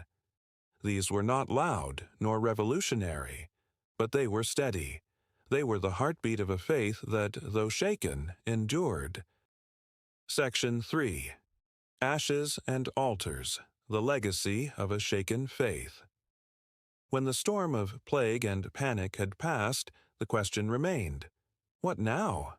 Faith had wandered the roads of Europe, sometimes bleeding, sometimes singing, sometimes whispering quietly in a widow's candlelit prayer. But it could not wander forever. A new rhythm had to take root, for people cannot live always in crisis. And so, in the decades that followed, Europe's faith changed. not vanishing, not restored exactly as before, but reshaped by grief, doubt, and hope. The churches reopen. Slowly, the silence within the churches gave way once more to sound. Bells rang again, though they echoed strangely in towns still half empty. Priests once more stood at altars, though many were younger, less trained, less certain. Hymns returned, though their melodies now carried a weight they had not before, sung by smaller choirs and thinner congregations. Every Mass became a reminder, not of eternal stability, as in earlier centuries, but of fragile survival. A farmer kneeling at the rail, a widow clutching a rosary, a child peeking curiously over the pew. These were the remnants of a faith that had nearly drowned in silence, now grasping for breath. The rise of memorials. The dead were not forgotten. In towns across Europe, churches added new chapels, altars, and painted walls, each one dedicated to plague saints and holy intercessors. Saint Sebastian, once a minor figure, became beloved, his image pierced with arrows but surviving, a mirror of endurance. Saint Roch, the pilgrim healer, found his name whispered in countless prayers. Cemeteries were expanded, ossuaries filled, walls painted with grim frescoes of the Danse Macabre, skeletons leading kings, peasants, and popes in the same relentless procession. Faith had absorbed the memory of death. It did not hide from it. Instead, it stared, unflinching, and found ways to sanctify it. A church of stone and a church of flesh. Outwardly, the church rebuilt its strength. Cathedrals still rose, though more slowly. Monasteries filled again, though with fewer brothers. Rome, shaken by exile and scandal, reasserted its claim to universal power. But beneath the surface, something had shifted. Faith was no longer only in the stone of churches, the gold of chalices, the authority of popes. It was also in the flesh, scarred, grieving, but enduring. In the mother's prayer, in the mystic's vision, in the pilgrim's step. The authority of the church would be challenged more often in centuries to come, not destroyed, but questioned, tested. Seeds of reform were already sprouting, invisible but real. The plague had made faith more personal, less automatic, more desperate, more searching. A crack had appeared in the seamless wall of Christendom. Pilgrimage renewed. The roads once crowded with fearful wanderers remained pathways of devotion. Pilgrimage endured, reshaped by the memory of wandering. Men and women still set out for Santiago, for Canterbury, for Rome. But now, each step carried double meaning, a journey outward and a journey inward. Pilgrimage was less about spectacle and more about survival, an act of thanksgiving for having lived when so many had not. The sight of a dusty pilgrim hat or a worn staff was no longer unusual. It was familiar, a reminder that everyone, in a sense, was walking their own path through the wilderness of grief. The quiet persistence of doubt. And yet, doubt remained. In taverns and private whispers, people still asked, why did God allow this? Why were the prayers unanswered? Why did the righteous die and the sinful live? The church's answers, sin, punishment, mystery, satisfied some, but not all. A quiet unease lingered, like smoke long after a fire. It would not overthrow faith in one generation, but it lingered, shaping the minds of poets, scholars, and ordinary believers. In time, it would grow into the questioning spirit of the Renaissance, and later the reforming cries of Luther and Calvin. The wandering faith of plague years had left behind wandering thoughts that could not be contained. Faith as comfort, not certainty. Perhaps the deepest legacy was this. Faith became less about certainty, more about comfort. It no longer promised an unbroken world, where the church stood firm and life marched in eternal rhythm. That illusion had died with the plague pits.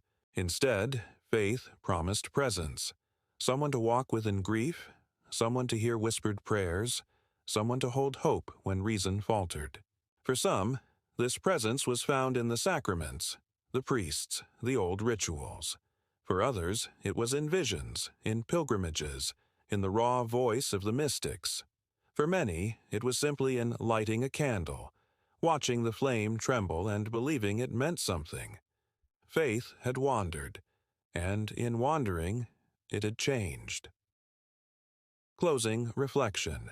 When we look back at this time, it is easy to see only fear, flagellants in the streets, churches deserted, priests distrusted. But woven into the story is something quieter and perhaps more powerful. Survival.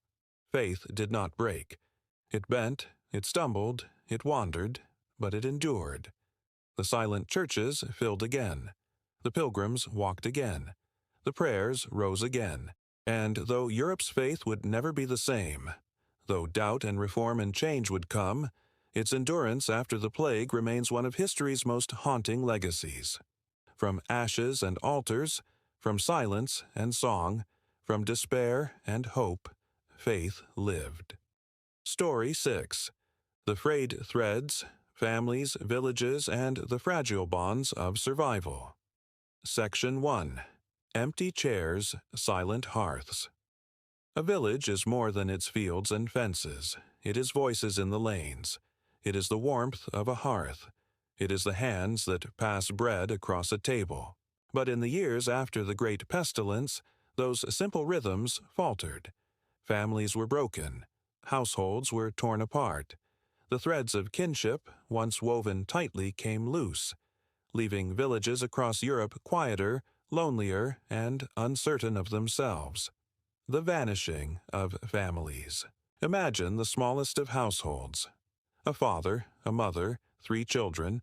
When the plague came, sometimes all 5 were taken, sometimes only 2. Sometimes one survived, wandering among neighbors with no one left to call his own. It is hard for us to imagine the weight of such loss. Today, when a family loses even a single member, grief can last a lifetime. In the 14th century, grief became a daily companion. Villagers spoke of empty chairs around the fire, of mothers who lit lamps at dusk and realized there was no one left to see by their glow. Children grew up too quickly, forced into the roles of parents who had vanished.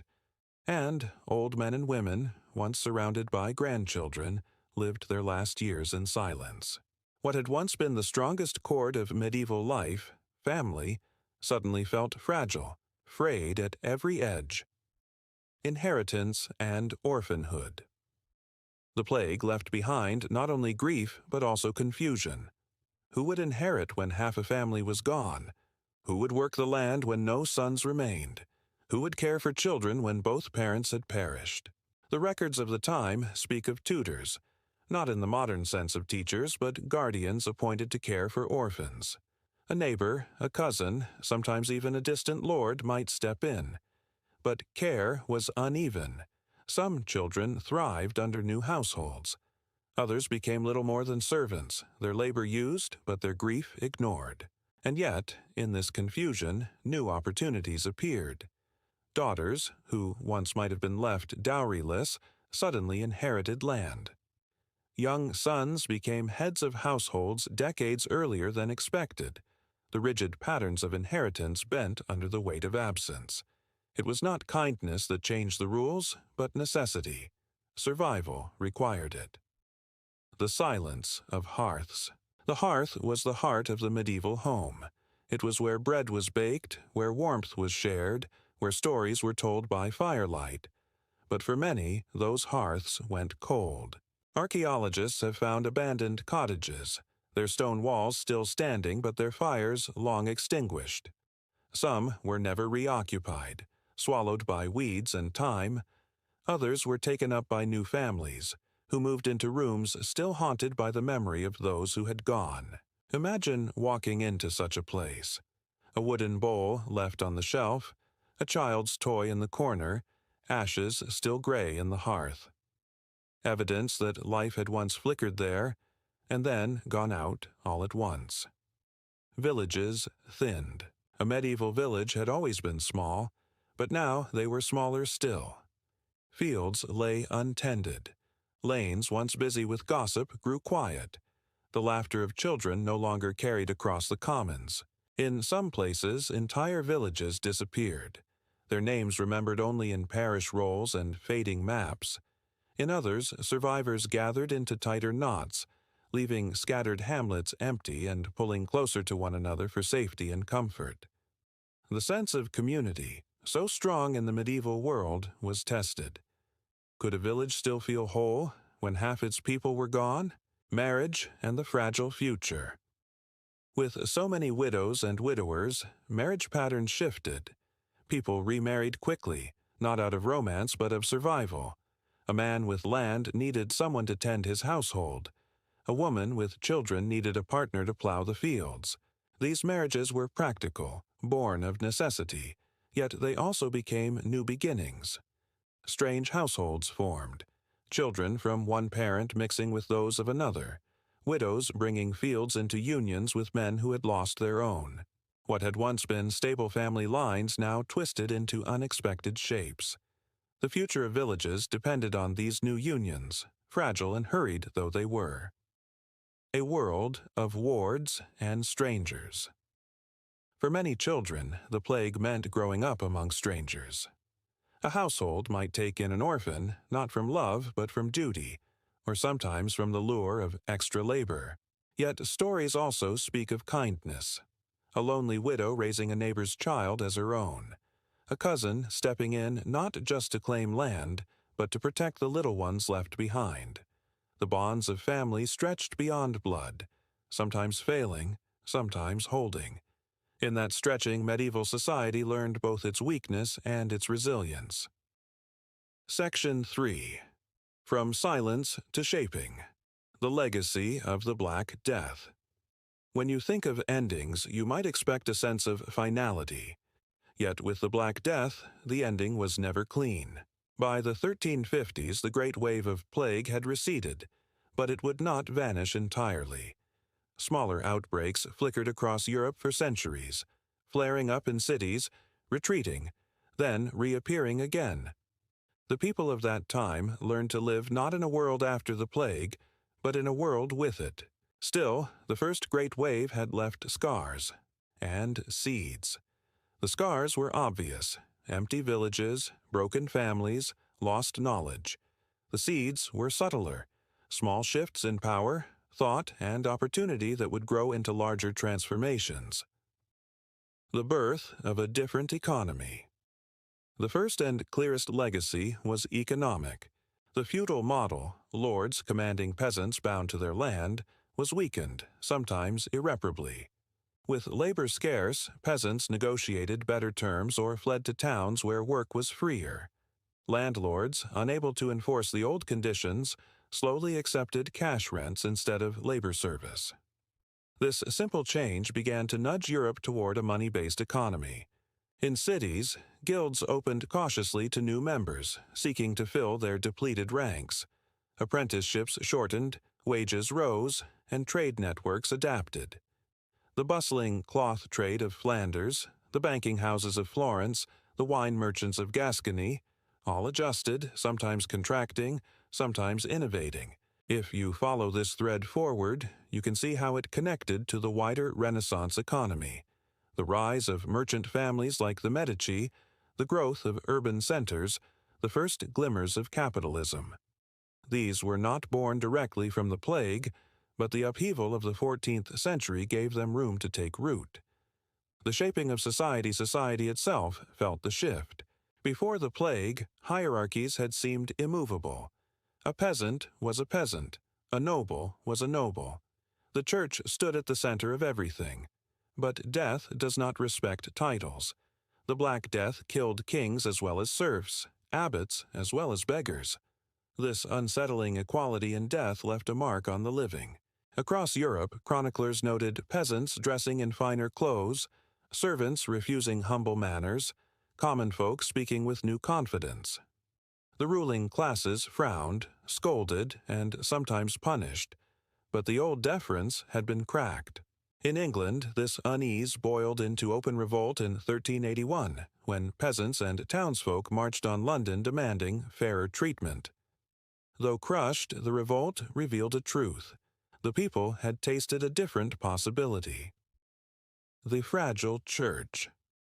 The Black Death also shifted the foundations of religion.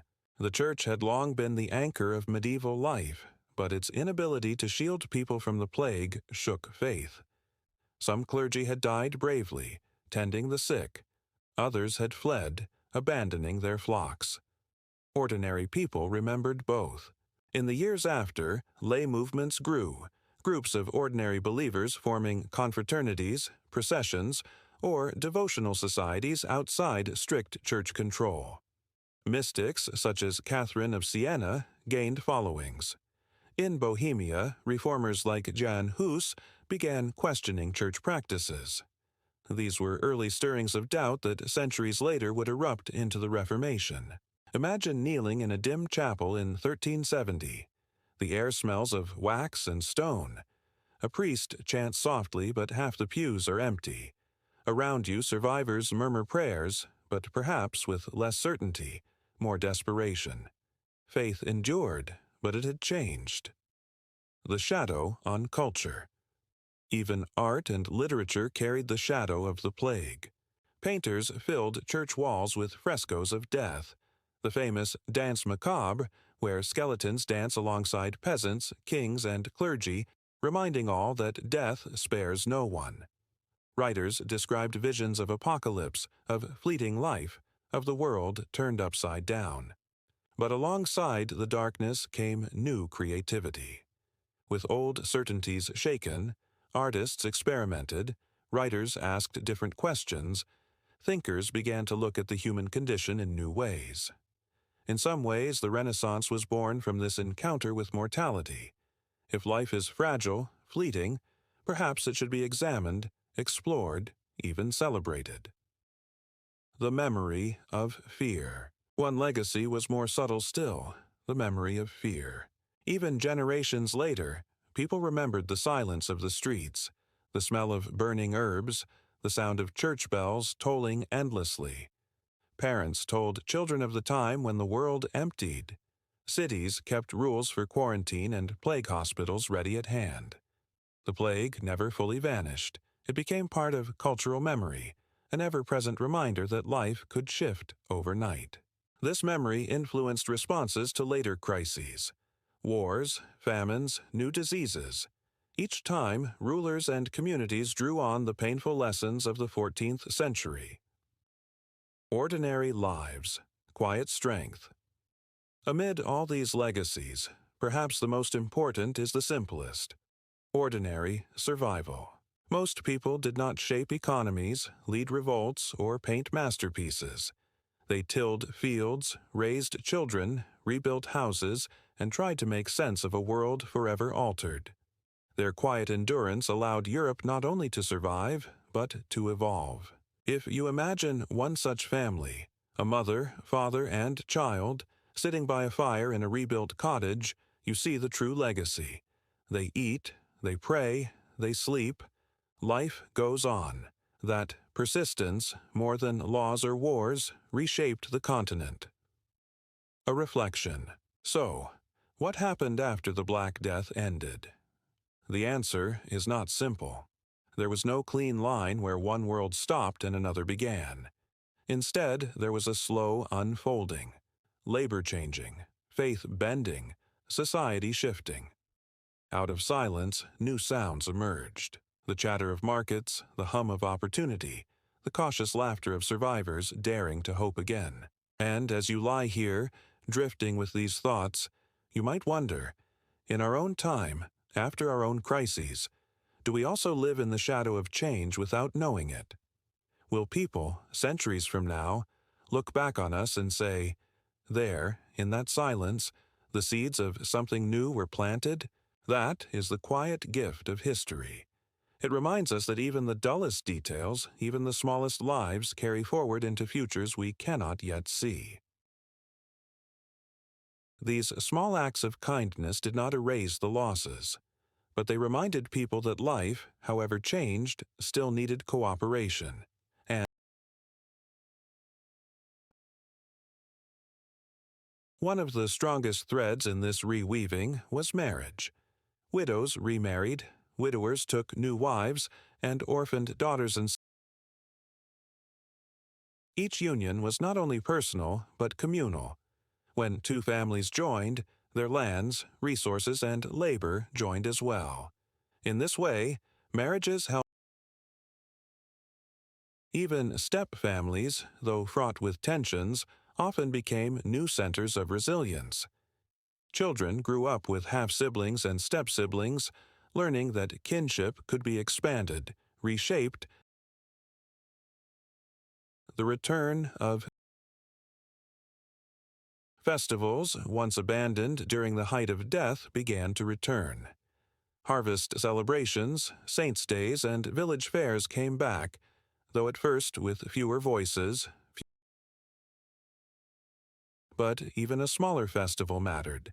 It gave people a reason to gather, to laugh again, to share food and drink. In these shared moments, feasts reminded survivors that joy was not gone forever. It could flicker back, fragile but real, binding people together in the shared relief of the. Though weakened by loss, the church remained a weaver of community ties. Priests baptized the newborns of a new generation. Bells tolled for marriages as well as burials. Pilgrimages resumed, though smaller, and holy days were once again observed. In many places, churches became the place where scattered threads met, where people remembered the dead together, and where they committed themselves. Sharing labor. The practical work of survival also forced. Fields abandoned during the plague were slowly reclaimed. Neighbors shared oxen to plow heavy soils. Families traded labor, help with harvest in exchange. Even disputes over inheritance, though bitter, eventually settled into new agreements. Land changed hands, yes, but it did not vanish. And where there was land, there was work, and where there was work, memory. Perhaps most powerful of all was memory. Survivors carried the weight of those they had lost.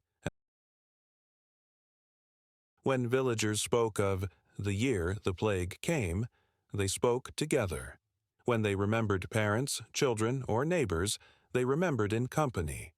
Shared grief, though heavy, tied. Over time, memory became not only sorrow, but strength. We endured this together, people could say, and we are still here. Children. The children born after the plague were the most living. They grew up in smaller villages, yes, but in villages still alive. They heard stories of what had been lost, but they also learned how to tend fields, sing songs, and join games. For them, survival was not just a burden. Through them, families found hope. With each child's laughter, with each newborn's cry, the threads pulled. By the end of a generation, communities looked different than before the plague. Families were reshaped, villages sometimes smaller, fields some. But the bonds that remained were not shattered. They were rewoven, looser in places, tighter in others, but strong. The plague had revealed how fragile kinship could be, yet it also revealed how enduring human connection truly was. Even frayed, even scarred, the threads could be gathered, twisted together, and made